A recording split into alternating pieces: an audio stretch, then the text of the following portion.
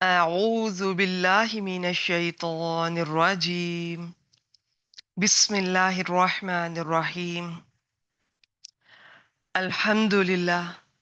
اللہ تعالیٰ کی توفیق، اللہ تعالیٰ کے فضل اور احسان کے ساتھ آج ہم دورہ قرآن 2025 کے سلسلے میں 2025 کے سلسلے میں اگلی کلاس پہ موجود ہیں، حاضر ہیں.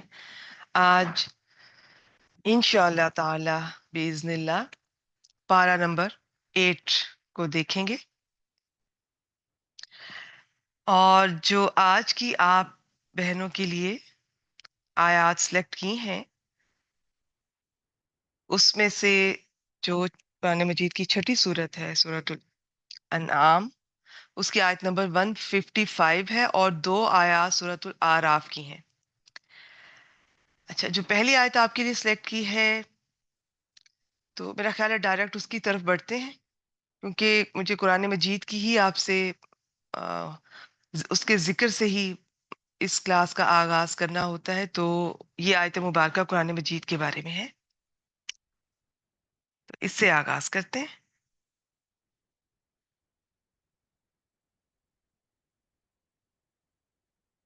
جی، اس کے ساتھ ہی میں سلائیڈ شیئر کروں گی، اور انشاءاللہ تعالیٰ قرآن مجید کی کچھ باتیں کریں گے.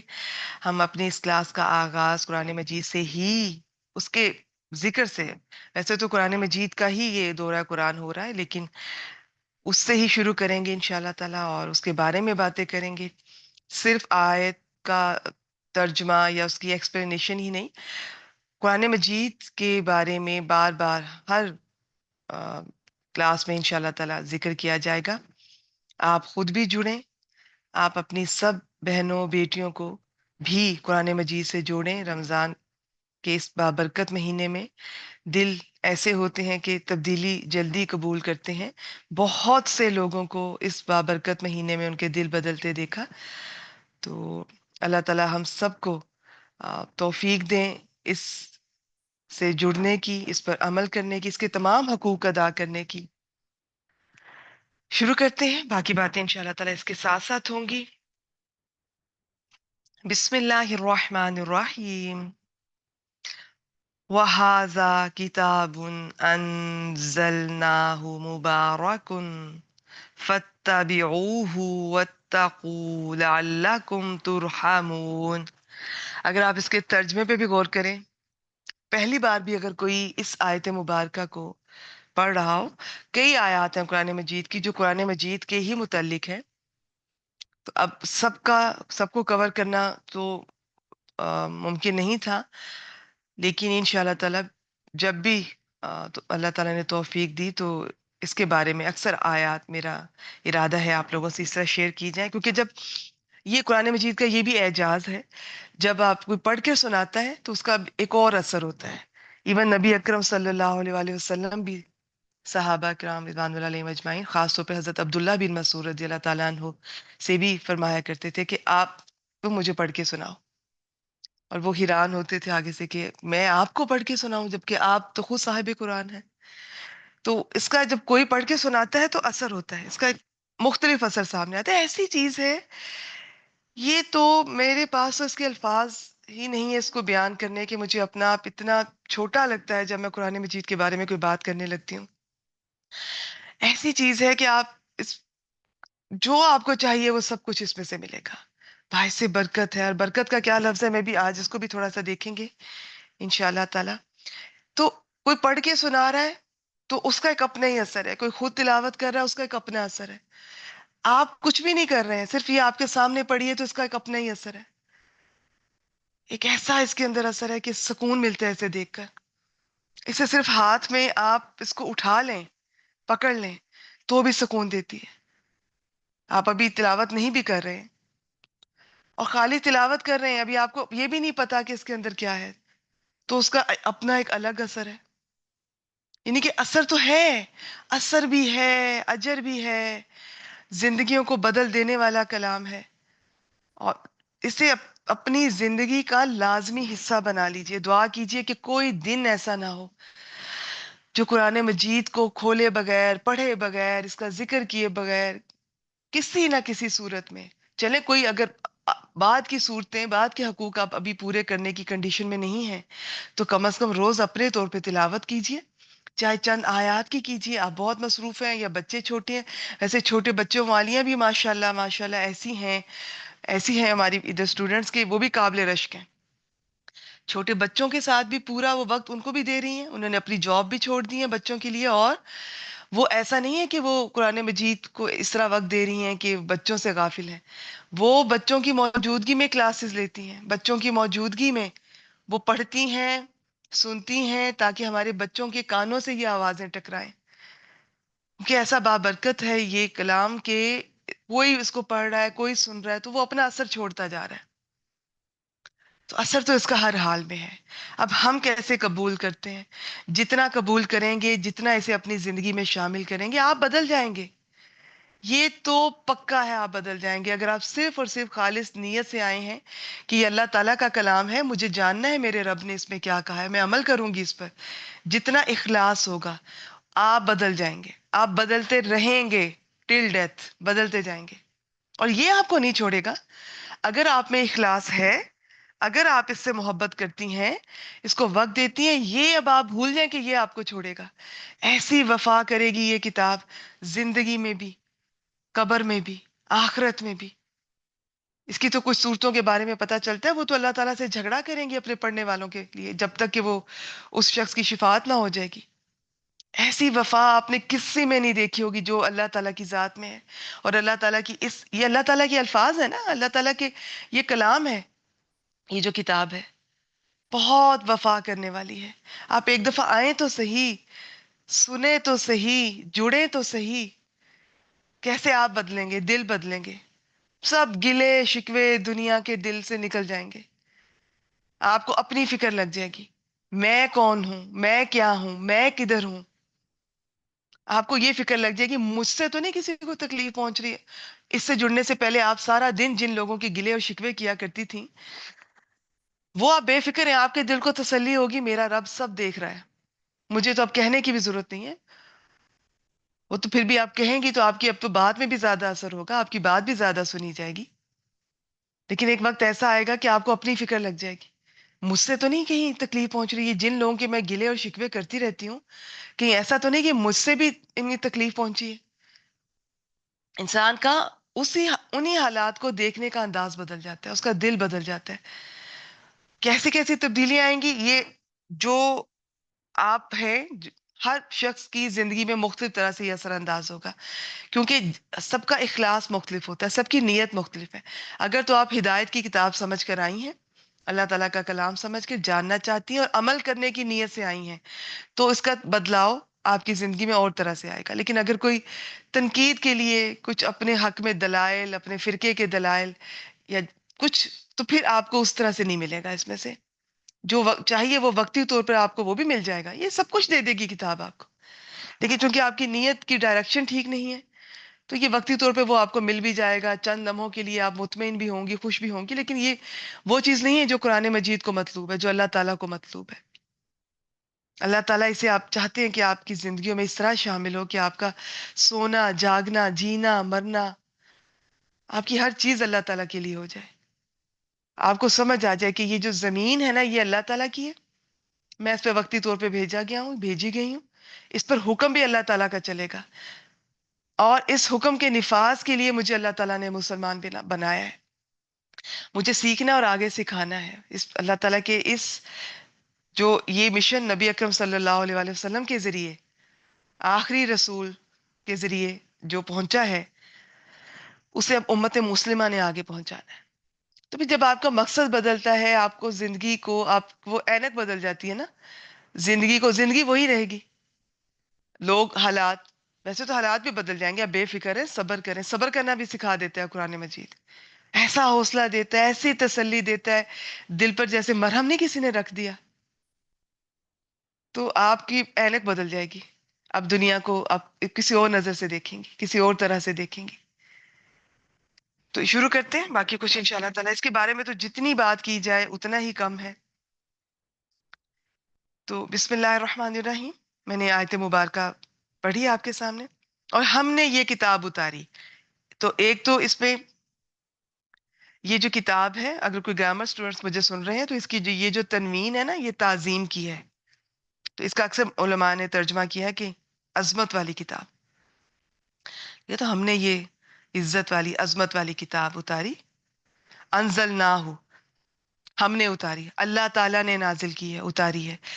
کیونکہ اب چونکہ میرا جو ٹارگٹ ہے وہ اس وقت وہ تفسیر کے پوائنٹ آف ویو سے ایسا نہیں ہے. اس میں تو پھر جب ہم آیات پڑھے ہوں گے تو ہمیں پتا ہوگا کہ کس کانٹیکس میں بات ہو رہی ہے.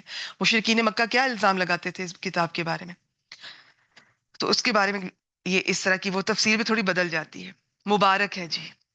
مبارک کیا ہوتی ہے؟ برکت والی. برکت والی ہمارے ہاں تو بہت، بس لوگ یہ سمجھتے ہیں کوئی چیز زیادہ ہو گئی تو برکت والی ہے.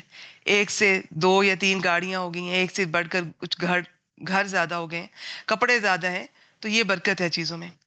یہ بہت اس کا ایک سطحی سپرفیشل سا اس کا یہ ترجمہ ہے مبارک کا، برکت کا. یہ بھی ہے چیز بڑھ جاتی ہے، لیکن یہ تو اس کا ایک حصہ ہے. برکت کا مطلب صرف یہ نہیں ہے کہ کوئی چیز بڑھ جاتی ہے. اس کا مطلب یہ ہوتا ہے کہ جیسے میں آپ کو کچھ مثالوں سے سمجھاؤں گی تو آپ کو یاد آئے گا. ہر چیز کی برکت کا انداز بھی مختلف ہو سکتا ہے. جیسے کسی کپڑے میں اگر برکت ہے تو آپ نے اسے خریدا، وہ آپ کی پسند کا صلہ ہے، آپ کو جب بھی آپ اسے پہنتی ہیں آپ کو وہ خوشی ہوتی ہے، خوشی دیتا ہے. اور خوشی تبھی ملے گی صحیح والی جب آپ اس کو دین کے دائروں میں رہتے ہوئے، اللہ تعالیٰ کے احکامات میں رہتے ہوئے، اب آپ نے یہ نہیں کہ سلیو لیس سلوایا ہوا ہے، دوپٹہ ہے کوئی نہیں، تو پھر وہ خوشی نہیں آپ کو دے گا. وہ تھوڑی دیر کے لیے خوشی ملے گی وقتی طور پہ، لوگ آپ کو دیکھ رہے ہیں، تعریف کر رہے ہیں. بیٹا وہ تو بہت وقتی ہوتا ہے، بہت وقتی ہوتا ہے. بیٹیوں کو اگر سمجھ آ جائے نا، یہ تو بہت تھوڑی سی عمر ہوتی ہے، اس میں عورت کے اندر خواہش ہوتی ہے مجھے دیکھا جائے، تعریف کی جائے، لیکن یہ اتنا وقتی ہوتا ہے. یہ تو جو تعریف اس طرح سے ملتی ہے نا، وہ اس طرح سے بھول بھی جاتے ہیں لوگ جلدی سے. تو قرآن مجید سے جڑیں گے تو پھر سمجھ آئے گی اصل تعریف کیا ہے. جو دین کے دائرے میں رہتے ہوئے جو اللہ تعالیٰ آپ کی تعریف جس طرح قرآن بیان کرے گا، احادیث سے پتہ چلے گا، سنت سے، صحابہ کرام صحابیات کی زندگی سے پتہ چلے گا آپ کو. تو اب ویسے میں ایک مثال سے سمجھا رہی ہوں. اچھا پھر جب آپ پہنے وہ آپ کو خوشی دے، پھر وہ دیر تک نہ پھٹے، وہ دیر تک چلے، اور اس کے بعد بھی اچھی حالت میں ہی رہے، پھر آپ کسی کو دے دیں اللہ تعالیٰ کے راستے میں، خود آپ کو نیا مل جائے. کوئی کھانا بنا رہی ہیں، حلال طریقے سے آیا ہے، اس میں برکت یہ بھی ہو سکتی ہے کہ ٹھیک ہے وہ زیادہ ہو جائے، وہ بھی برکت، وہ تو ہے ہی ہے زیادہ، لیکن صرف زیادہ نہیں ہوتا، وہ کام کرتے ہوئے مزہ آتا ہے، وہ کام خوشی دیتا ہے، وہ کام سکون دیتا ہے. اس کام میں وہ کھانا جو ہے آپ کو صحت دے گا. آپ اس کھانے کو کھا کر جب دین کا کام کریں گی تو وہ ہے برکت والا کھانا. آپ کی اولاد جب وہ کھانا کھا کر اللہ تعالیٰ سے جڑے گی، دین سے جڑے گی، آپ نے حلال طریقے سے کمایا، حلال طریقے سے شوہر لے کر آیا، بیوی نے خوشی سے بسم اللہ پڑھ کر اللہ تعالیٰ کا ذکر کرتے ہوئے اپنے ہاتھ سے بنایا، پکایا، ان کو کھلایا، پھر جب اولاد میں وہ نوالا اس کے پیٹ میں جائے گا، وہ نیک ہوگی، تابع دار ہوگی، اللہ تعالیٰ کی، نبی اکرم صلی اللہ علیہ وسلم کی، سب سے زیادہ اللہ تعالیٰ اور نبی اکرم صلی اللہ علیہ وسلم سے محبت کرنے والی ہوگی. تو بیٹی یہ ہوتی ہے برکت. یہ خالی یہ نہیں کہ ایک میرے الماری جوڑوں سے بھری ہوئی ہے اور ایک جوڑے کو دوبارہ پہننے کا بھی ٹائم نہیں ملتا. الماری کے سامنے کھڑے ہو کر اگر آپ کو سمجھ نہیں آ رہی نا کون سا پہنوں، بیٹا یہ برکت نہیں ہے. برکت یہ کہ تین جوڑے ہی ہیں فینسی، آپ کو فوراً سمجھ آ جاتی ہے، آپ ان کو پہن بھی لیتی ہیں اور کئی بار پہن لیتی ہیں اور خوش ہیں، مطمئن ہیں، بے نیاز ہیں. آپ کو نہیں فرق پڑتا لوگ کہیں گے کہ اس نے پچھلے فنکشن میں بھی یہ پہنا تھا. تو برکت کو اگر میں ایکسپلین کرنے لگوں تو برکت میں بہت کچھ آ جاتا ہے. تو یہ برکت والی ہے. اب اس کا انداز برکتوں کا ہر گھر میں ہر شخص پہ ایک تو کچھ تو سیم ہوتے ہیں. اس کے اثرات جیسے ہمیں حدیث مبارکہ سے پتہ چلتا ہے، جس گھر میں سورۃ البقرہ پڑھی جاتی ہے یا قرآن مجید پڑھا جاتا ہے تو وہاں پہ شیطان وہ نہیں داخل ہو سکتے. اب میں وہ سلائیڈ ابھی آپ کے سامنے رکھتی ہوں انشاءاللہ تعالیٰ. تو ایک تو کچھ کامن برکتیں ہیں جو بھی پڑھے گا، دیکھیے خود پڑھیں، خود سیکھیں. یہ جو گھروں میں قرآن خوانیاں ہوتی ہیں نا، ان کا صحیح احادیث سے کوئی ان کا آپ کو نہیں ملے گا، دلیل نہیں ملتی، یہ صحیح نہیں ہے، یہ ہمارے ہاں یہ غلط چیز ہے. تو اب دیکھیں کسی کے والد فوت ہوئے ہیں، والدہ فوت ہوئی ہیں، جتنا تکلیف اسے ہے، جتنا وہ مس کرے گا، جتنا وہ اپنے والد کے لیے، والدہ کے لیے خوشی سے، محبت سے قرآن مجید پڑھے گا. میں نے اپنی آنکھوں سے دیکھا ہے بچوں کو بلایا جاتا ہے بچوں کو جو ٹاسک دیا جاتا ہے، وہ جب ٹاسک دینے والے گھر کے اندر جاتے ہیں، بچے اسے جلدی سے ختم کر کے آدھا ادھورا پورا پارا پڑھا، پڑھنے کو کہا کوئی نہیں پڑھا، کھیلتے رہے، ایک دوسرے سے شرارتیں کرتے رہے. وہ بات ہے جو میں نے اپنی آنکھوں سے دیکھی ہے، یہ میں آپ سے وہ شیئر کری. اور پھر آدھا آدھا پارا، یہ تو ہمارے یہاں عورتیں بھی کرتی ہیں، ایک پارا مل کے پڑھ رہی ہوتی ہیں، ایک پیج ایک پڑھ رہی ہوتی ہے، دائیں طرف والی ایک بائیں طرف والی. اب دائیں طرف والی کی آیت کہاں پر مکمل ہوئی ہے، وہ اس کا حصہ وہ گیا، وہ دوسری نے وہاں سے شروع کر لی، کوئی پتہ نہیں پیچھے کیا بات ہے. اور اس طرح توڑ توڑ کے آیت کو نہیں کرنا چاہیے، پڑھاتے ہوئے تو اور بات ہے. پھر بچوں کو وہ کھیل تماشا کر کے کھانا کھا کے یا وہ جو بھی تھا ہدیہ لے کر چلے جائیں گے. محلے کی عورتیں بلا لی آپ نے بھی، کوئی کیوں آپ کے والد اور والدہ کے لیے وہ درد محسوس کرے گا، وہ محسوس کرے گا، انہیں مس کرے گا، اور وہ محسوس کرے گا کہ اس وقت نہ جانے وہ کہاں ہوں گے، نہ جانے اس وقت ان پر کیا بیت رہی ہوگی، کیا معاملہ ہوگا. اللہ تعالیٰ ان کے معاملات آسان فرمائے. اب جو آپ اس کو لے کر کھولیں گی قرآن مجید کو، کوئی اور تو نہیں اس طرح کرے گا. اور پھر نیک آپ بنیں گے، اللہ تعالیٰ سب کو نیک اولاد دیں. تو اولاد کو دین سے جوڑا ہو، دین پڑھنے پڑھانے والی ہو، تو وہ تو والدین کے لیے ویسے صدقہ جاری ہے. صرف اولاد نہیں، جو آپ کے اسٹوڈنٹس ہیں وہ آپ کے لیے صدقہ جاری ہیں. تو یہ جو ہے نا، یہ چیز صحیح نہیں ہوتی. یہ قرآن مجید کو لوگوں کو بلا کے اکٹھا کرنا، اس طرح سے پڑھنا، گٹھلیاں پڑھنا، یہ سب چیزیں یہ اسے بدعت بولتے ہیں. جو چیز دین میں بعد میں شامل کی ہوتی ہے لوگوں نے اچھی نیت، ثواب کی نیت سے. دیکھیں قرآن مجید میں کہا جاتا ہے کہ عمل وہ قابل قبول ہوگا جس میں دو شرطیں ہوں گی. ایک تو صرف اللہ تعالیٰ کے لیے کیا گیا ہو. اب بدعت والا بعض دفعہ ہم کر تو اللہ تعالیٰ کے لیے رہے ہوتے ہیں، لیکن اس کی دوسری شرط ہم بھول جاتے ہیں کہ عمل قابل قبول وہ ہے جو کہ ایک اللہ تعالیٰ کے لیے، دوسرا نبی اکرم صلی اللہ علیہ وآلہ وسلم کے بتائے ہوئے طریقے کے مطابق. تو بدعت کہتے ہی اسے یہ سنت کی ضد ہے جو بعد میں دین میں داخل ہوئی ہے، ثواب کی غرض سے لوگ کرتے ہیں، خود ہی بنا لیا لوگوں نے. پھر وہ کہتے ہیں کہ پھر کیا ہوا، اچھی بات ہی تو ہے، اچھا کام ہی تو ہے، لیکن ہسٹری نہیں معلوم کہ یہ کام نبی اکرم صلی اللہ علیہ وسلم نے کیا تھا یا نہیں، صحابہ کرام نے کیا تھا یا نہیں، قرآن اور حدیث اس کے بارے میں کیا کہتے ہیں. وہ ہم لوگ یہ کہتے رہتے ہیں، پھر کیا ہوا، کام تو اچھا ہی ہے نا. دیکھیں کام اچھا ہے، لیکن اللہ تعالیٰ نے یہ بھی تو دیکھنا ہے کہ کام اچھا ہے، لیکن میرے پیارے محبوب صلی اللہ علیہ وسلم کے پھر ان کو بھیجا کیوں تھا؟ کیا پھر قرآن کافی نہیں تھا؟ پھر یہ احادیث، یہ سنت، پھر اس کا اتنا کیوں قرآن مجید میں کہا گیا کہ ان کی اطاعت کرو، ان کی اتباع کرو؟ تو پھر تو کافی تھا کہ ان پہ نازل ہو گیا، بس اسے پڑھ لو. تو ان کے بتائے ہوئے طریقے کے مطابق اگر کوئی آپ کو کہتا ہے نا کہ آپ یہ جو یہ فنکشن کر رہی ہیں، ایونٹ کر رہی ہیں، گھر میں بلا رہی ہیں لوگوں کو، یا یہ کر رہی ہیں، تو برا نہ منائیں. آپ ان سے کہیں کہ مجھے قرآن اور سنت سے آپ دلیل دے دیں. بلکہ جو کام ان کو دلیل دینے کی ضرورت نہیں جو آپ کو منع کریں گے بدعتوں سے، دلیل کی ضرورت اسے ہے جس نے بدعت داخل کی ہے دین میں. اور یہ افسوس کے ساتھ مجھے بڑی حیرانگی ہوتی ہے کہ بعض فرقوں والوں نے آیات کو مولڈ کر کے اپنی مرضی کے مطلب دے دیے اسے. یہاں تک کچھ علماء نے، کچھ فرقہ سے تعلق رکھنے والوں نے، کہ یہ جو قبر والے ہیں بزرگ، ان سے مانگنا جائز ہے. انہوں نے یہ ثابت کر دیا قرآن مجید سے. تو اب یہ میرا ٹاپک نہیں ہے اور میں اس بحثوں میں پڑھتی نہیں ہوں، لیکن میرا یہ آپ کو میں ذکر ضرور کرتی ہوں تاکہ آپ خود پڑھیں. آپ مجھ پہ بھی نہ ٹرسٹ کریں اور ان پہ بھی نہ کریں. آپ کو خود اللہ نے عقل دی ہے، آپ خود قرآن مجید پڑھیں. اب تو اتنی ایپس ہیں، آپ خود کسی اچھے اسکالر کی تفسیر کسی سے نہ پوچھیں، آپ کو اللہ نے عقل دی ہے. بس اتنا یاد رکھیں، ہر وہ تفسیر جس میں قرآن مجید کا قرآن مجید سے اور احادیث مبارکہ سے حوالہ دیا ہو تو اسے آپ پڑھیں. یہ اور بات ہے، میں نے ذکر کیا کہ کچھ فرقے ایسے ملیں گے کہ وہ بھی آپ کو قرآن مجید کا کسی اور آیت سے غلط طریقے سے استدلال کرتے ہیں. لیکن آپ بے فکر ہیں انشاءاللہ تعالیٰ، اگر آپ کی نیت خالص ہے نا تو اللہ تعالیٰ آپ کو کبھی بھٹکنے نہیں دیں گے، آپ کو حق آپ کے سامنے آ جائے گا. تو خود پڑھیں، خود اپنے بچوں کو پڑھائیں. اچھا جی، یہ تھی مبارک برکت والی. بہت کچھ ہے اس کی برکتوں میں شامل. فَاتَّبِعُوهُ، پس اس کی پیروی کرو. وَاتَّقُوا، اور پرہیزگاری اختیار کرو تاکہ تم پر رحم کیا جائے. کون ہے ہم میں جو نہیں چاہتا کہ اللہ تعالیٰ کا اللہ تعالیٰ ہم پہ رحم بھی کریں اور رحمت بھی ہمیں ملے اللہ تعالیٰ کی. ہمیں زندگی میں بھی ضرورت ہے، ہمیں آخرت میں بھی ضرورت ہے. تو آپ چاہتے ہیں کہ آپ پہ رحم کیا جائے، آپ کی زندگی میں بھی خیر و برکت ہو، آپ کی قبر میں بھی، اور کیا روز قیامت بھی، تو قرآن مجید سے جڑ جائیے. اس کی کچھ باتیں، بہت کچھ، تھوڑا سا کچھ، یہ کیونکہ وقت کی بھی کمی ہے. ادروائز تو جتنا اس پہ بات کی جائے اتنا کم ہے. اس کی اہمیت اور فضیلت. قرآن پاک، قرآن مجید یہ پسندیدہ چیزوں کی طرف بلاتا ہے، پسندیدہ چیزیں جو اللہ تعالیٰ کو پسند ہے. اور آپ ایک چیز دیکھیے گا، جو چیز اللہ تعالیٰ کو پسند ہے نا، وہ شخص دنیا میں اگر کوئی مسلمان ابھی نہیں بھی ہوا، اس کو بھی جو چیز اچھی لگ رہی ہوتی ہے نا، وہ اللہ تعالیٰ کی طرف سے قدرتی طور پہ وہی ہوتی ہے جو قرآن مجید میں، جو قرآن اور سنت سے جو صحیح ہوتی ہیں، جو حلال ہوتی ہیں.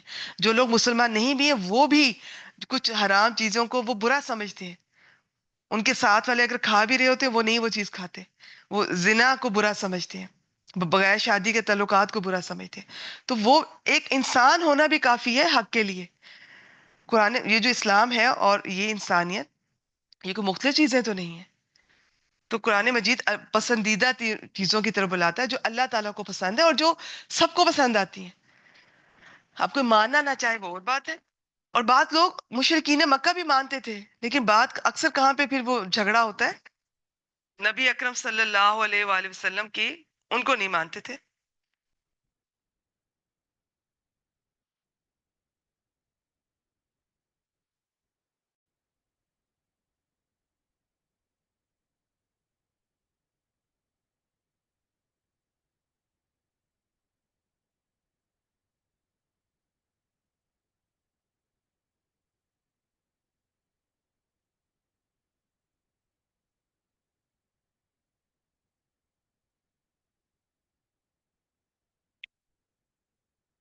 جی، یہ بیچ میں بعض دفعہ کال آ جاتی ہے، بیچ میں بعض دفعہ اسٹوڈنٹس کی بھی آ جاتی ہیں.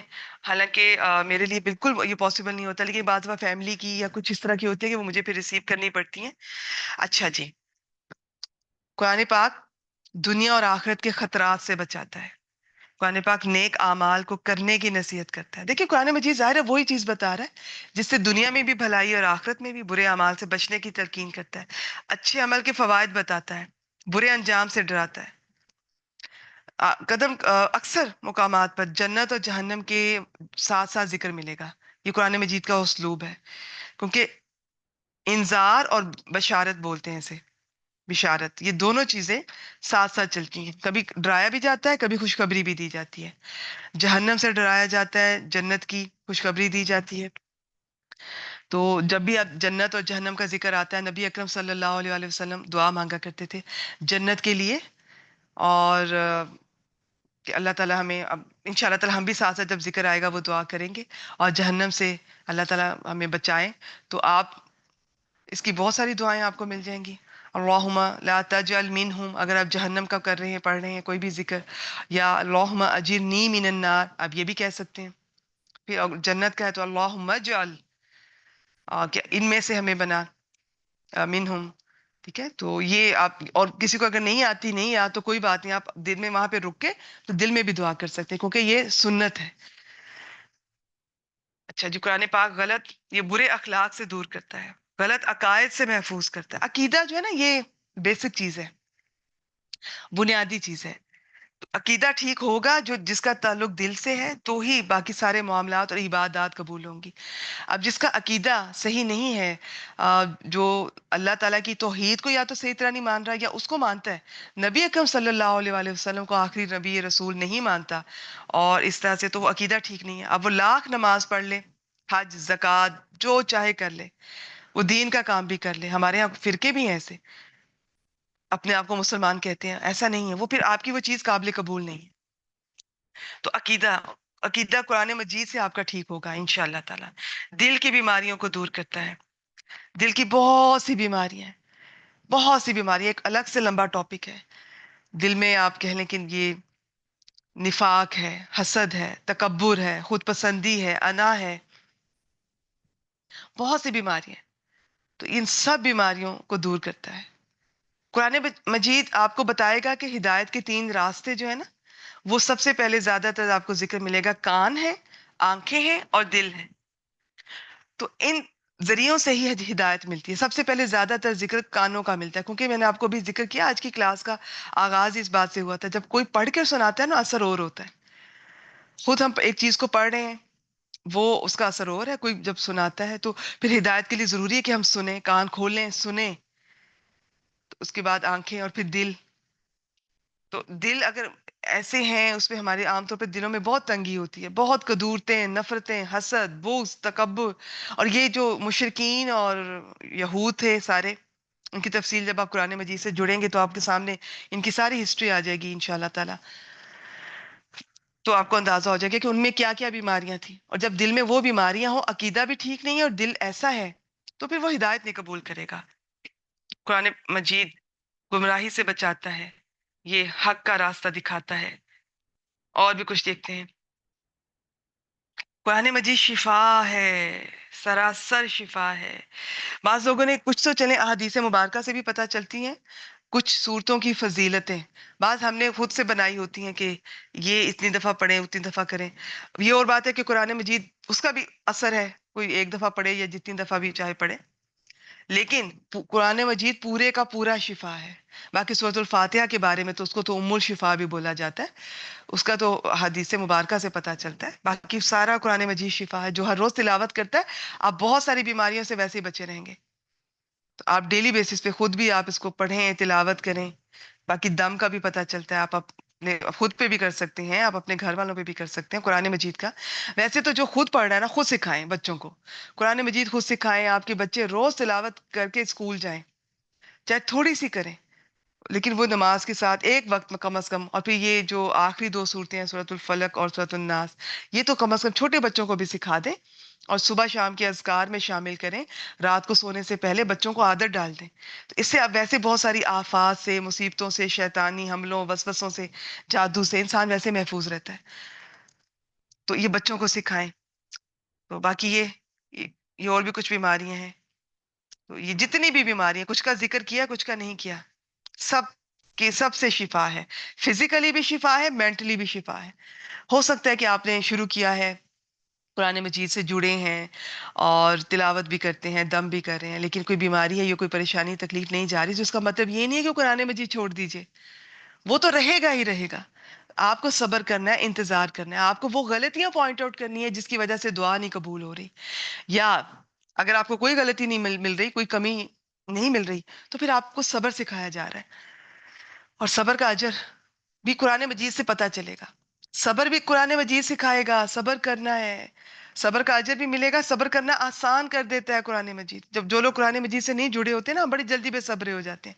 3 دن نماز پڑھی، آپ تو کہتے تھے کہ نماز سے سکون ملتا ہے، مشکلیں دور ہو جاتی ہیں، مصیبتیں دور ہو جاتی. میرے ساتھ تو کچھ بھی نہیں ہوا.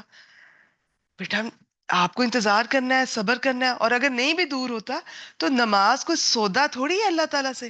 قرآن مجید سے جڑنا کوئی اللہ تعالیٰ سے سودا تھوڑی ہے. ویسے تو ہم سودا ہی کر رہے ہیں، ہم اس چیز کے بدلے میں اللہ تعالیٰ سے جنت چاہتے ہیں، اور ہم تھوڑا کر رہے ہیں، بدلہ زیادہ چاہتے ہیں. اور دینے والا بھی سبحان اللہ، کیا عظمت والی، شان والی ہستی ہے کہ وہ آپ سے تھوڑا ڈیمانڈ کر رہا ہے اور بدلے میں وہ چیز دے رہا ہے. حدیث مبارکہ سے پتہ چلتا ہے یہ جو جنت ہے نا، یہ انسان کے اعمال کا یہ پیرالل، اس کا ایکولنٹ نہیں ہے. یہ نہیں ہے کہ کسی نے اچھے اعمال کیے اور اس لیے اس کو جنت ملی. جنت تو بہت اونچی چیز ہے. ایک صحابی نے بڑی ہمت کر کے نبی اکرم صلی اللہ علیہ وسلم سے پوچھ لیا، کیا آپ کا بھی، آپ کے لیے بھی؟ تو بتایا کہ ہاں، جنت تو اللہ تعالیٰ کی رحمت ہے، یہ سب کو اللہ تعالیٰ کی رحمت کی وجہ سے ملے گی، یہ نہیں کہ اعمال کی وجہ سے ملے گی. یہ ہماری خوش فہمیاں ہوتی ہیں. تو یہ ایسی چیز ہے قرآن مجید. آپ کو قرآن مجید سے، نماز سے ابھی سکون کچھ مل رہا ہے، نہیں مل رہا، مشکلیں دور ہو رہی ہیں، نہیں ہو رہی، یہ کوئی سودا تھوڑی، یہ تو کرتے رہیں. صبر کرنا سکھائے گا. وقت پھر آپ کا گزر جائے گا، انشاءاللہ تعالیٰ اچھا وقت بھی آ جائے گا. اور پھر رحمتیں ہیں، برکتیں ہیں، ایک شکل میں نہیں ہے تو دوسری شکل میں سامنے آ رہی ہیں. ہم ہی آنکھیں بند کر کے بیٹھے رہتے ہیں. ہمیں ہوتا ہے وہی چیز مجھے چاہیے جو جو بس میرے ذہن میں ہے، جو میرے دل میں ہے. باقی رحمتیں، برکتیں نظر ہی نہیں آ رہی ہوتی. ایک طرف سے تنگی ہوتی ہے، پورا جھکاؤ ہمارا اس طرف ہو جاتا ہے. باقی جو اللہ تعالیٰ نے راستے کھولے ہوئے ہیں، رحمتوں کی بارش ہو رہی ہے، کسی اور صورت میں برکتیں نازل ہو رہی ہیں، وہ ہماری نظر ہی اس طرف نہیں جاتی. اور پھر بس یاد رکھیے، یہ ویسے تو سودا ہی ہے، ہم کرتے ہیں اللہ تعالیٰ سے، اور اللہ تعالیٰ رغبت بھی دلاتے ہیں. لیکن کسی وجہ سے کوئی حالات، اگر آپ کی تنگی، تکلیف، مشکل دور نہیں ہو رہی، تو آپ نے ان چیزوں کو نہیں چھوڑنا. یہ تو اللہ تعالیٰ کا حکم ہے. وہ چاہے تو ساری زندگی ہماری تنگی میں گزار دے، مجبوری میں گزار دے، بے بسی میں گزار دے، بیماری میں گزار دے، مفلوجی میں، محتاجی میں گزار دے، لیکن وہ ایسا تو نہیں کرتا ہے نا. کچھ ایک ٹائم پیریڈ ہوتا ہے، وہ بھی ہمیں آزماتا ہے. یہ بھی آپ قرآن مجید سے جڑیں گے تو آپ کو پتا چلے گا آزمائشیں کیوں آتی ہیں، کیسے آتی ہیں، کن پر آتی ہیں، کیا کرنا ہے ہم نے. تو قرآن مجید سے جڑیں، زندگی آسان ہو جائیں گی، رستے نظر آ جائیں گے، سمجھ آ جائے گی. یہ تلاوت قرآن مجید.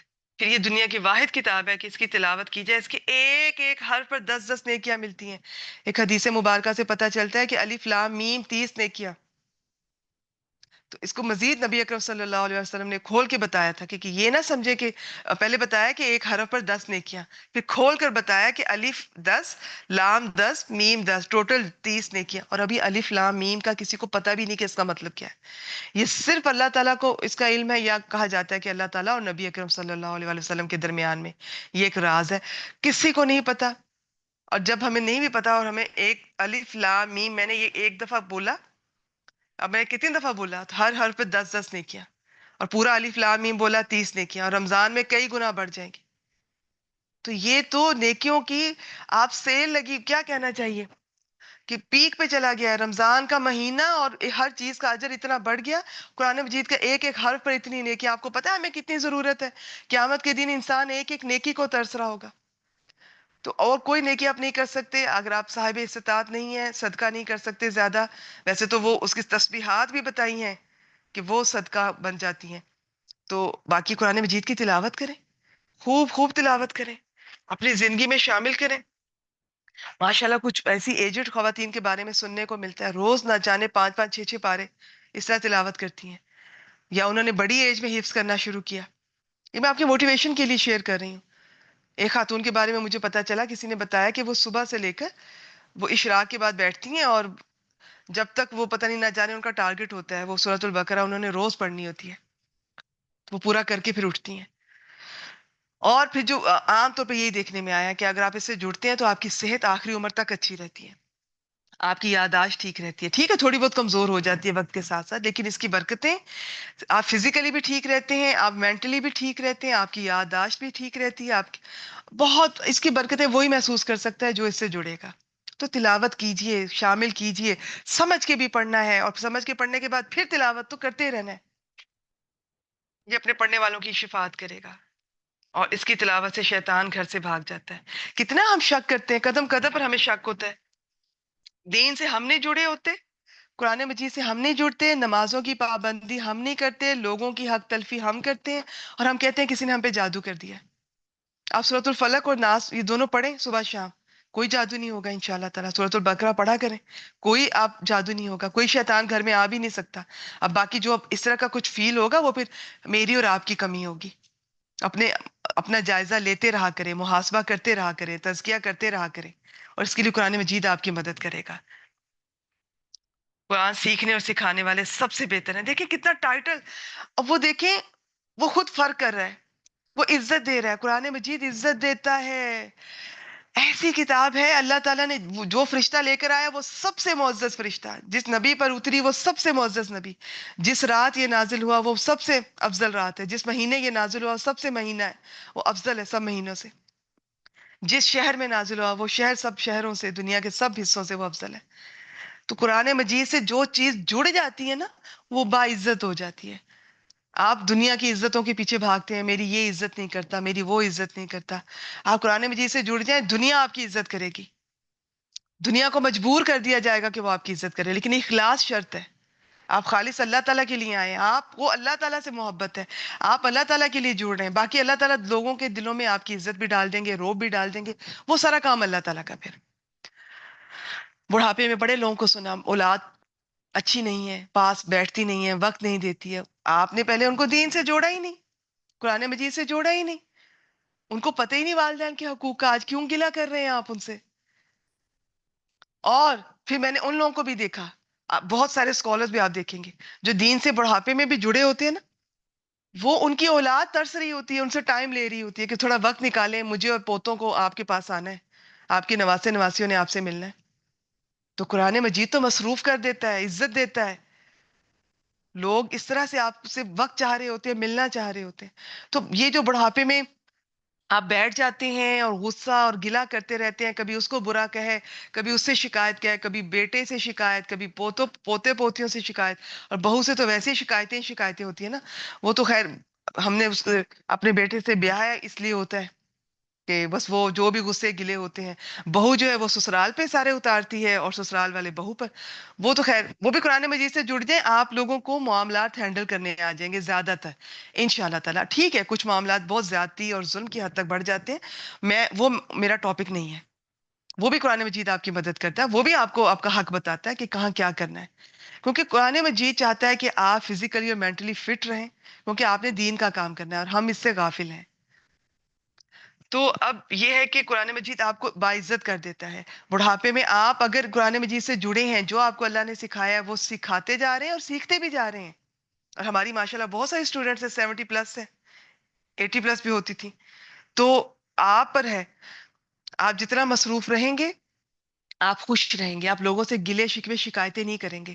پھر جب ہم بوڑھے ہوتے ہیں، ہم اپنوں سے بچوں سے ان سب سے شکایتیں کرتے ہیں، پھر ہمارا رویہ شکایتی ہو جاتا ہے. پھر ہر بیٹھنے والا بھی ہم سے تنگ ہوتا ہے، اپنے بھی غیر بھی، کہ ان خاتون کے پاس وہ جب بھی بیٹھیں گے یہ نیگیٹو باتیں کرتی ہیں، یہ شکایتیں کرتی ہیں، کسی کی تعریف نہیں کرتی ہیں. تو لوگ آپ کو ناپسند کرنے لگتے ہیں، چاہے آپ دکھی ہیں، چاہے آپ کے ساتھ وہ غلط بھی کر رہے ہیں. لیکن یہ چونکہ اب آپ کے پاس کوئی اچھی مصروفیت نہیں ہے. اور یہ ایک ہمارے ہاں ہم لوگوں نے اپنا نا خود ہی ایک لیبل لگا لیا ہے کہ ہم 60 کے ہو گئے تو ریٹائرڈ. بھی ریٹائرڈ دنیا کے کاموں سے ہوئے، دین کے کاموں سے کوئی ریٹائرمنٹ نہیں ہوتی. نبی اکرم صلی اللہ علیہ وسلم آخری لمحے تک کرتے رہے ہیں. صحابہ کرام 90 سال کی زندگیاں انہیں ملی، آخر تک وہ تبلیغ کرتے رہے ہیں. دین کے کام سے کوئی ریٹائرمنٹ نہیں ہے. آپ سیکھیں، آپ کسی عمر میں احساس ہوا ہے آپ سیکھیں اور آگے سکھائیں جتنا بھی کر سکتے ہیں. آپ ایجڈ ہیں، زیادہ نہیں کر سکتی، ڈیلی بیسس پہ ہفتے میں ایک کلاس آپ پڑھ لیں یا پڑھا لیں. باقی قرآن مجید جتنا جتنا لوگوں کے گلے شکوے پہ انرجی ویسٹ کر رہے ہیں نا اور ٹائم ویسٹ کر رہے ہیں، وہ قرآن مجید پڑھنے پہ لگا لیں تو آپ کے گھر کا ماحول بدل جائے گا. پھر آپ کے جو بچے اور آگے آپ کی نسلیں آپ کو دیکھیں گی نا کہ یہ خاتون تو ہر وقت قرآن مجید سے جڑی رہتی ہے، تو گھر میں ایک ماحول بدل جاتا ہے، ان پہ بھی اچھا اثر پڑتا ہے.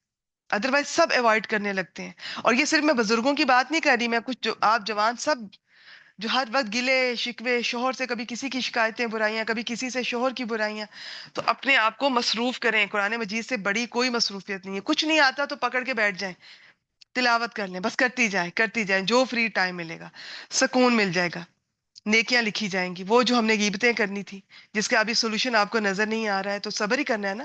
تو آپ اپنا وقت اچھی طرف لگائیں، اچھی جگہ پر لگائیں، تو سکون مل جاتا ہے. قرآن مجید سے کچھ نہیں کر سکتے، تلاوت لگا لیں گھر میں اس کی، لیکن جڑیں اس سے. اچھا جی، یہ تھی آج کی ہماری ایک آیت مبارکہ. تو چونکہ قرآن مجید سے تعلق تھا تو تھوڑی وہ لمبی ہو گئی، تو باقیوں کی طرف آتے ہیں. اور قرآن مجید پہ تو انشاءاللہ تعالیٰ پورا مہینہ بات کریں گے، کرتے رہیں گے.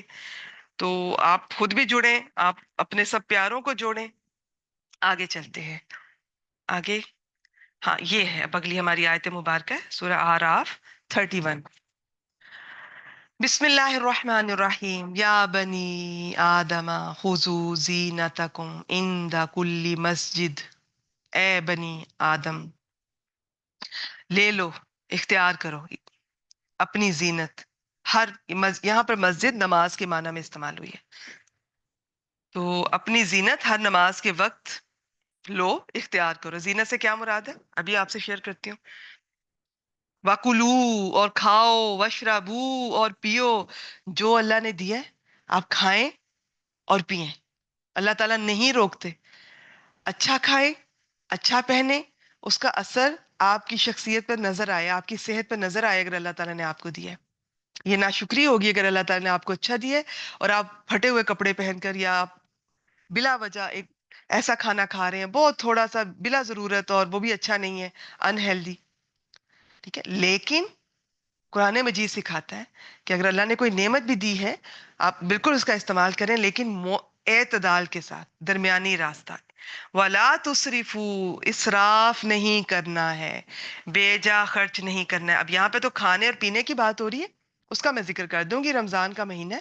ادروائز زندگی کے ہر پہلو کو یہ آیت کور کرتی ہے. کیونکہ میں نے آپ کو کل بھی ذکر کیا تھا، کلو کا لفظ ہماری نفسیات کے زیر اثر کھانے کا ایک لفظ استعمال کیا ہے، وہ سمبل ہے لیکن اس میں سب کچھ آ جائے گا. تو جو اللہ نے دیا استعمال کریں، اسراف نہیں کرنا. انہو لا یحب المسرفین، بے شک وہ یعنی اللہ تعالیٰ مسرفین کو، فضول خرچی کرنے والوں کو، اسراف کرنے والوں کو پسند نہیں کرتا، انہیں دوست نہیں رکھتا. تھوڑا زینت کا دیکھ لیتے. دین اسلام سے پہلے یہ جو لوگ ہوتے تھے مشرکین مکہ، یہ بغیر کپڑوں کے بھی وہ طواف کیا کرتے تھے. اور نماز تھی ایک، لیکن ان کا وہ انداز نہیں تھا. باقی یہود میں بھی تھی نماز، لیکن ان کا انداز مختلف تھا. تو اب یہ اسلام جب آیا ہے تو اس نے طواف کا طریقہ بھی اس میں بھی کہ لباس کے ساتھ کرنا ہے، اور پھر نماز کا خاص طور پہ کہ اس میں آپ کو پردے کی چیزوں کو چھپانا فرض ہے. مرد کے لیے یہ ناف سے لے کر گھٹنوں تک کور کرنا ضروری ہے، اور مرد کو چاہیے کہ شولڈر بھی کور کرے. ہمارے یہاں اکثر مرد اس کا خیال نہیں کرتے. اور عورت کے لیے بس آپ کا چہرہ اور آپ کے ہاتھ یہ نظر آ رہے ہوں، باقی سارا کورڈ ہو. تو یہ نماز کی خاص طور پہ بات ہے. ویسے تو اور پردے کے ساتھ باہر جب نکلنا ہے، یا ویسے بھی گھر میں بھی اگر نامحرموں کے ساتھ مجبوراً ایک گھر میں کمبائنڈ فیملی سسٹم ہے تو بھی بڑا کورڈ رہا کریں اچھے طریقے سے. جب کمرے سے باہر نکلیں تو کورڈ رہیں. پھر باریک کپڑا ایسا نہیں پہننا ہے جس میں سے جسم نظر آئے. یہ خاص طور پہ نماز کی بات ہو رہی ہے، ویسے ویسے بھی حکم ہے. باقی جمعہ کے دن خاص طور پہ غسل کرنا، اچھا لباس پہننا، خوشبو اس کا حکم ہے. پھر جو ہماری عیدیں ہیں ان پر بھی تو یہ زینت اختیار کرنے کا. ایک تو یہ نماز کے لیے ہماری 5 وقت کی نمازوں کا ہم کیا کرتے ہیں، 5 وقت کی نمازوں کا ہے، جمعے کا بھی ہے، عیدوں کا بھی ہے، طواف، ہر چیز کے لیے یہ حکم ہے. ٹھیک ہے. ہم کیا کرتے ہیں کہ اچھے اچھے لباس، مہنگے مہنگے لباس لوگوں کو دکھانے کے لیے الماریوں میں رکھے ہوئے ہیں، بھرے ہوئے ہیں. ٹھیک ہے، کچھ ایک چند ایک گنتی کے آپ لے لیں کہ کبھی آنا جانا پڑتا ہے تو کوئی ایسا لباس بالکل ہونا چاہیے. ٹھیک ہے. وہ پھر الماری کے میں پڑے پڑے ہی رہ جاتے ہیں. پھر خاتون خانہ جب وفات پاتی ہیں تو پھر الماری میں سے کیا کچھ نکلتا ہے. یہ تو دعا کیا کریں کہ ہمارے مرنے کے بعد بھی اللہ ہماری عزتیں رکھے، ہماری الماریوں میں سے بھی کوئی ایسی چیز نہ نکلے، دنیا میں بھی کوئی ہماری ایسی بات سامنے نہ آئے. اللہ تعالیٰ سے دعا کرتے رہا کریں. تو پھر اچھا لباس وہ الماریوں میں، یا تو وہ اس کو کیڑوں نے کھا لیا، یا پڑا پڑا ہماری زندگی میں پہننے کی توفیق بھی نہ ہوئی.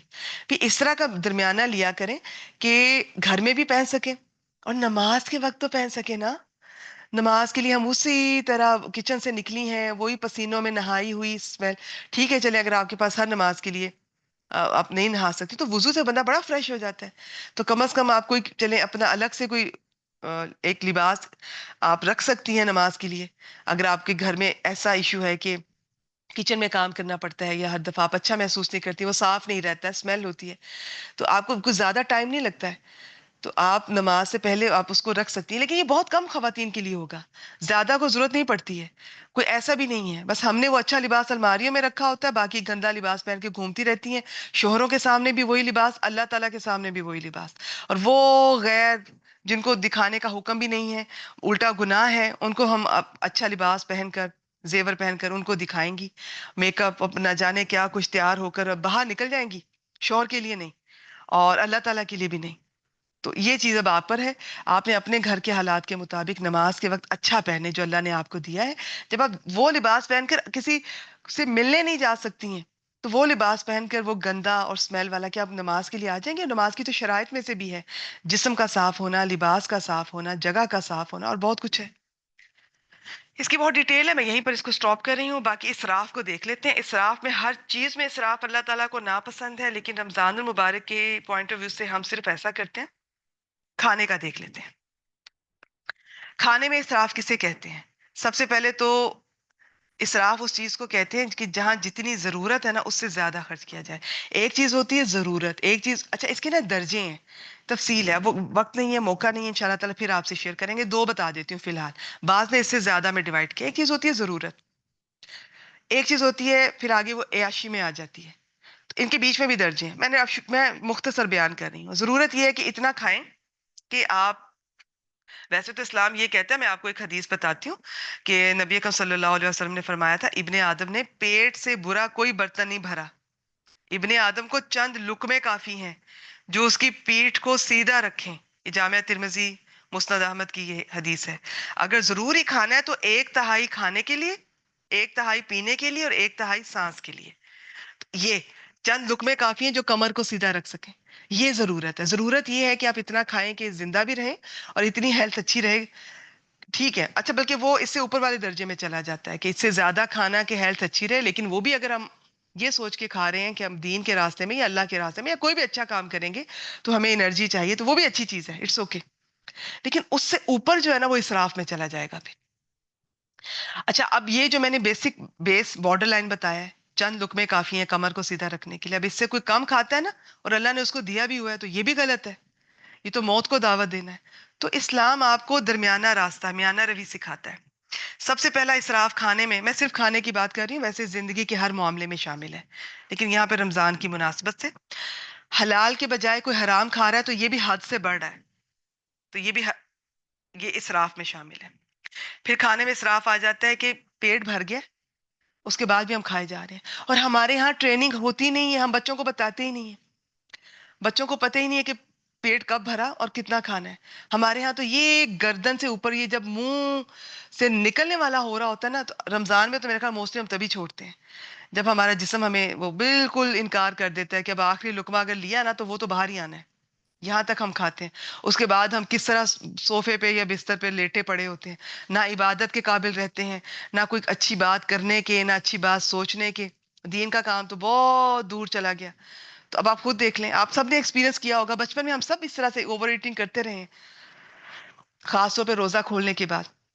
آپ کس دن ذرا تجربہ کر کے دیکھیں، آپ افطاری سادہ کریں، کھجور لے لیں، آپ بوائلڈ ایگ لے سکتی ہیں، آپ دودھ ساتھ یا لسی جو بھی موسم کی مناسبت سے مختصر سا لیں، مغرب کی نماز ادا کریں، اس کے بعد سادہ کھانا کھائیں۔ آپ دیکھیے گا کہ آپ کتنا اچھا محسوس کریں گے، صرف ایک دن تجربہ کر کے دیکھیے گا۔ وہ جو ہوتا ہے نا اوور ایٹنگ، اس کے بعد ہمیں تو اب آرام چاہیے، مغرب کے بعد تھوڑا آرام کرنا ہے، لیٹنا ہے، اس وقت تو یہ ہوتا ہے کہ میرے قریب کوئی نہ آئے، دور دور سب دور دور، نہ اچھا بولا جا رہا ہے، نہ اچھا سوچا جا رہا ہے۔ تو کیوں کم کھانے کا کہا گیا کہ زیادہ پیٹ بھرا ہو نا، ہمارے یہاں پنجابی میں ایک وہ لفظ استعمال ہوتا ہے، رج کھان دیا مستیاں۔ جو انسان پیٹ بھر کے کھاتا ہے نا وہ کبھی اچھا نہیں سوچے گا، وہ کریٹو نہیں زیادہ سوچ سکتا، وہ الٹا ہی سوچے گا، چلو بھی یہ ایک کپڑے ہیں اور چلتے ہیں، اور بھی شاپنگ پہ چلتے ہیں، کیونکہ پیٹ بھرا ہوا ہے۔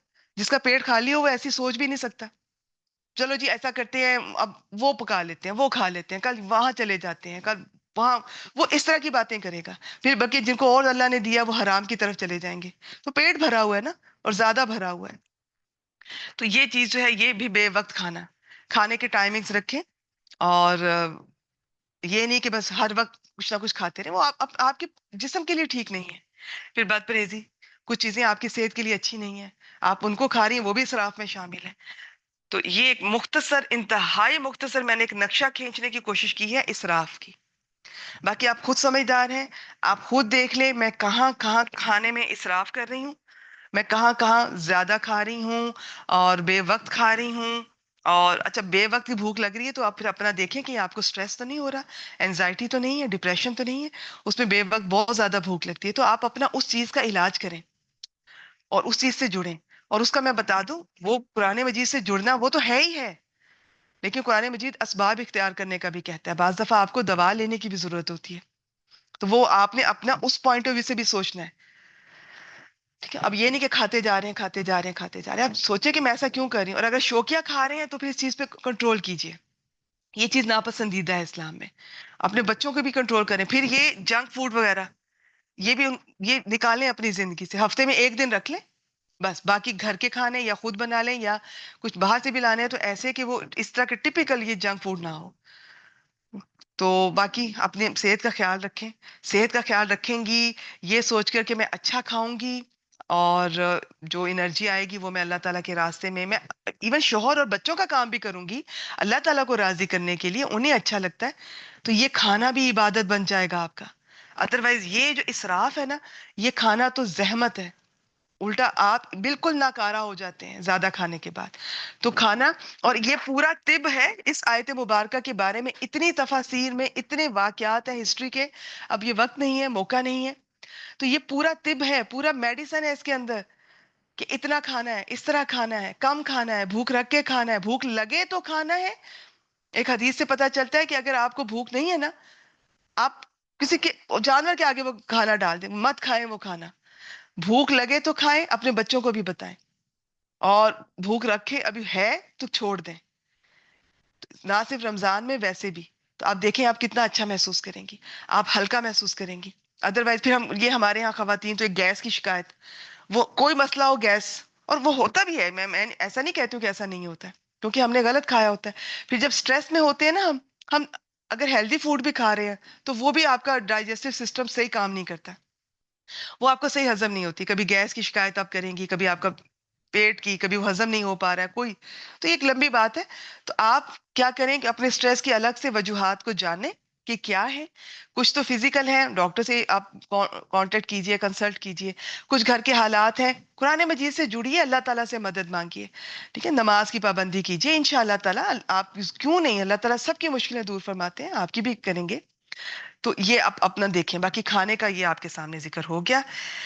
اس میں کچھ اور دیکھ لیتی ہوں، نہیں تو آج کی آخری آیت مبارکہ کی طرف بڑھتے ہیں. اس میں میں دیکھوں کوئی اور سلائیڈ ہے اس سے ریلیٹڈ. نہیں، میرے خیال میں اس سے ریلیٹڈ فی الحال اور کوئی نہیں ہے، تو اپنی آخری آیت مبارکہ کی طرف بڑھتے ہیں. تو بہت ہی مختصر، یہ اتنا لمبا ٹاپک ہے، اس پہ میں کئی گھنٹے آپ لوگوں سے، آپ سے ہی بلوا سکتی ہوں کہ آپ اپنے گھروں میں کس کس طرح سے ہم یہ کرتے ہیں اور کس کس طرح سے اس پر کنٹرول کر سکتے ہیں. انشاءاللہ تعالیٰ اس پر پھر کبھی کوئی موقع ملا تو یا تو سسٹرہڈ گروپ میں کوئی ایسا سیشن رکھیں گے کہ سب کھانا پینا، یہ آپ یہ سمجھداری، یہ جو ہمارے یہاں میں نے کل بھی ذکر کیا تھا، سلیقے والی عورت وہ ہے جو کوئی اپنا زندگی کا 80% وقت جو ہے وہ کچن میں گزار دیتی ہے. نہیں، ایسا نہیں ہے. سمجھدار عورت وہ ہے جسے پتا ہو کہ میں نے کم وقت میں کیسے اچھا بھی پکا لینا ہے، اپنے گھر والوں کو بھی کیسے راضی رکھنا ہے، اور فوڈ ایسی پکانی ہے، دینی ہے کہ وہ فوڈ ہیلدی ہو. اور یہ کوئی محبت نہیں ہے آپ اپنے بچوں کو فرائیڈ چیزیں دیے چلے جا رہے ہیں. ہفتے میں 1 دن رکھ لیں، 2 دن رکھ لیں، دن رکھ لیں نا. کوئی ڈسپلن بھی ہونا چاہیے. بیٹے بچوں کو پتا ہو کہ یہ چیزیں صحت کے لیے اتنی اچھی نہیں ہیں، تو بس ٹھیک ہے، زبان کا ہی ذائقہ ہے نا، تو بچے ہوتے ہیں، کوئی بات نہیں، ان کا آپ دن رکھ دیں، لیکن خود آپ ایوائڈ کیجئے. اور اگر رکھنا بھی ہے تو آپ اپنا بھی کوئی 1 دن رکھ لیں، باقی ہیلدی فوڈ لیں. پھر سمجھدار عورت وہ ہوتی ہے کہ جو پھر پہلے تو پکاتے ہوئے بھی وہ اللہ تعالیٰ کو یاد کرتی ہے، پھر جب پیش کرتی ہے تو بڑی خوشی سے، محبت سے، اس کا پیش کرنے کا انداز بھی بڑا خوبصورت ہوتا ہے، محبت سے شوہر اور بچوں کے آگے رکھتی ہے. تو اور پھر تو یہ ٹاپک میرے خیال یہیں پہ اس کو میں چھوڑتی ہوں، ورنہ اس میں ابھی بہت کچھ میرے ذہن میں آ رہا ہے. آج کی آخری آیت مبارکہ کی طرف بڑھتے ہیں. سورہ آراف، آیت نمبر 55. بسم اللہ الرحمن الرحیم. ادعوا ربکم، اپنے رب کو پکارو، تضرعا وخفیہ. ان الفاظ کو میں بھی کھولتی ہوں. انہ لا يحب المعتدین، بے شک وہ حد سے بڑھنے والوں کو پسند نہیں کرتا. تو اب ادھر حد سے بڑھنے والے، کسی بھی معاملے میں حد سے بڑھنے والے. اب یہاں پر اس آیت کے کانٹیکس میں اگر دیکھا جائے تو حد سے بڑھنا شرک بھی ہے. کوئی اگر شرک کر رہا ہے، اللہ تعالیٰ کے ساتھ کسی کو شریک کر رہا ہے، تو پھر دعا اس طرح تو قبول نہیں ہوگی نا. وہ ساتھ وہ زیادتی کر رہا ہے، وہ حد سے بڑھ رہا ہے. اس کے علاوہ وہ اپنی زندگی کے معاملات میں حد سے بڑھ رہا ہے، لوگوں کے ساتھ زیادتیاں کر رہا ہے، ناانصافیاں کر رہا ہے، اپنے جو اللہ تعالیٰ نے نعمتیں دی ہیں ان کا بے جا استعمال کر رہا ہے. تو حد سے بڑھنے میں بہت کچھ شامل ہے. ٹھیک ہے، تو اب اس کو دیکھتے ہیں. تضرع یہ کیا ہوتا ہے؟ ضاد را عین. یہ ہوتا ہے کہ اپنے آپ کو آپ کچھ بھی نہیں سمجھتے کہ میں جو نا اتنا حقیر، بے بس، کمزور ہستی ہوں، سب کچھ اللہ تعالیٰ کے ہاتھ میں ہے. تو یہ اس طرح محسوس کر کے عاجزی کے ساتھ، گڑ گڑا کر، جو اس احساس، اس کیفیت کے ساتھ دعا کرنا، اس آیت مبارکہ میں اس کا کہا جا رہا ہے. مختلف مقامات میں مختلف طریقے سے ہمارے سامنے آئے گا. دیکھیں، دعا ایک تو ہوتی ہے، اس کا مطلب مانگنا بھی ہے. تو ایک آپ کوئی چیز مانگ رہے ہیں سوال کی غرض سے، جو چیز چاہیے. ہماری دعائیں زیادہ تر سوال ہی ہوتی ہیں. تو اس کے علاوہ اور بھی دعا کی اور بھی کئی طرح کی ہوتی ہے، لیکن جو بھی ہے نا، دعا اللہ کو پسند ہے، کیونکہ اس سے اللہ تعالیٰ اور بندے کا تعلق مضبوط ہوتا ہے. بندہ صرف جب اللہ تعالیٰ سے مانگتا ہے نا، تو پھر اللہ تعالیٰ یہ نہیں کہتے کہ صرف دنیا ہی کیوں مانگ رہا ہے، صرف وہی کیوں مانگ رہا ہے. یہ اور بات ہے کہ دنیا بھی مانگے، آخرت بھی مانگے، سب کچھ مانگے، خوب خوب مانگے. حدیث سے پتہ چلتا ہے آپ کے گھر، آپ کسی کے جوتے کا تسمہ بھی ٹوٹ گیا تو اللہ سے مانگے. آپ کے گھر میں نمک ختم ہو گیا، اللہ سے مانگے. کبھی سوچا آپ نے کہ میرے گھر میں نمک ختم ہوا اور میں اللہ سے مانگوں؟ کتنا عجیب لگتا ہے، کیونکہ ہمیں کسی نے سکھایا ہی نہیں کہ مانگو اللہ سے. کیونکہ یہ صرف مانگنا نہیں ہے، یہ ایک تعلق ہے اللہ تعالیٰ سے، جس کا 24 گھنٹے میں جتنا تعلق اللہ تعالیٰ سے زیادہ ہوگا، وہ اتنا ہی اس کی لائف ڈسپلن رہے گی، وہ اتنا پرسکون رہے گا، اتنا کامیاب رہے گا، دنیا میں بھی آخرت میں بھی. تو دعا کیا کریں، سب کچھ مانگے، اپنوں کے لیے بھی دوسروں کے لیے بھی، لیکن یہاں پر ایک کچھ خاص انداز بتائے گئے. ایک تو بہت عاجزی سے. اب دیکھیں اگر آپ کے دل میں رائی برابر بھی کسی کے دل میں تکبر ہے نا، تو حدیث مبارکہ سے پتہ چلتا ہے کہ وہ جنت میں داخل نہیں ہوگا. رائی دیکھا کتنی چھوٹی ہوتی ہے. اور تکبر پتہ ہے کسے کہتے ہیں؟ عربی میں اس کی ڈیفینیشن ہے، دو مطلب بتا دیتی ہوں. ایک ہوتا ہے حق کا انکار، اور دوسرا ہوتا ہے مخلوق کو، لوگوں کو حقیر سمجھنا. تو حق کا انکار تو آپ میں سے اکثر لوگ اس طرح سے تو نہیں کرتے، کفر تو نہیں کرتے جب قرآن مجید سامنے آتا ہے، لیکن کہیں نہ کہیں ہم انکار کرتے ہیں. ہم کہتے ہیں ہاں ہاں یہ مجھے پتا ہے، یہ نہ بتاؤ مجھے، یہ مجھے پتا ہے. پردے کا کہا گیا، پردہ دل کا پردہ ہے، مجھے پتا ہے، میں کر لوں گی کسی دن، تم زیادہ نہ مجھے بتاؤ. کسی چیز کا بتائیں، ہاں ہاں یہ مجھے پتا ہے. تو یہ جو انداز ہے نا، یہ بھی ذرا غور کیجئے گا. یہ بھی تکبر، میں اس پر لیبل میں نہیں لگا رہی، یہ انا ہوتی ہے انسان کی. جو صحابہ کرام کی آپ پیچھے سے اگر دیکھیں تو وہ جیسے ہی حق سامنے آئے فوراً قبول کر لیتے تھے. تو یہ کہیں میں اور آپ ایسا تو نہیں کرتے؟ کوئی ہمیں ٹوکتا ہے، دین کی بات بتاتا ہے، ہمیں برا تو نہیں لگتا؟ ہم آگے سے ایسے تو نہیں کہتے ہاں مجھے پتا ہے، اور میں نے سارا قرآن مجید پڑھ لیا، مجھے پتا ہے اس میں کیا ہے. بھی اگر پڑھا ہے تو پھر عمل بھی کرنا ہے نا، تو وہ ہمارے رویے میں بھی نظر آنا چاہیے. قرآن مجید تو عاجزی سکھاتا ہے. قرآن مجید سے جڑے ہوئے لوگ تو مختلف، ان کی شخصیت دیکھنے میں بھی مختلف ہوتی ہے، ان کا انداز بھی مختلف ہوتا ہے، ان کا رویہ بھی مختلف ہوتا ہے. تو یہ بھی آپ نے غور کرنا ہے. پھر اللہ تعالیٰ کی مخلوق کو ہم ایسے تو نہیں سمجھ رہے. تو یہ تو اکثر لوگوں کو یہ پتہ چل جاتا ہے کہ ہاں نہیں یہ مجھ میں تکبر نہیں ہے، اللہ تعالیٰ کی مخلوق کو میں ایسے حقیر نہیں سمجھتی ہوں. میں تو گھر والوں جو کام کے لیے آتی ہیں ان کو بھی ساتھ بٹھا کے کھانا کھلا لیتی ہوں، یا ان سے گلے بھی مل لیتی ہوں، ان کا بھی خیال رکھتی ہوں، بہت احترام سے بلاتی ہوں. یہ ایسا نہیں ہے. لیکن پھر کہیں آپ ایسا تو نہیں قرآن مجید کا کوئی حکم سامنے آتا ہے، کوئی آپ کو یہ کہتا ہے کہ بہن آپ یہ جو چیز ہے یہ شرک کی طرف چلی جاتی ہے، یا اس کی وہی ہے، آپ کچھ کوئی کھلے لفظوں میں بتائے یا کوئی چھپے لفظوں میں بتائے، یا کوئی یہ بدعت کر رہی ہیں آپ، تو آپ آگے سے اس طرح سے تو نہیں ہوتا، ناراض تو نہیں ہو جاتی، اسے بلاک تو نہیں کر دیتی، اسے نمبر ڈیلیٹ، زندگی سے ڈیلیٹ. ہاں ٹھیک ہے، بتانے والے کا انداز بھی اچھا ہونا چاہیے، دین سے جڑے ہوئے لوگوں کا انداز بہت خوبصورت ہونا چاہیے.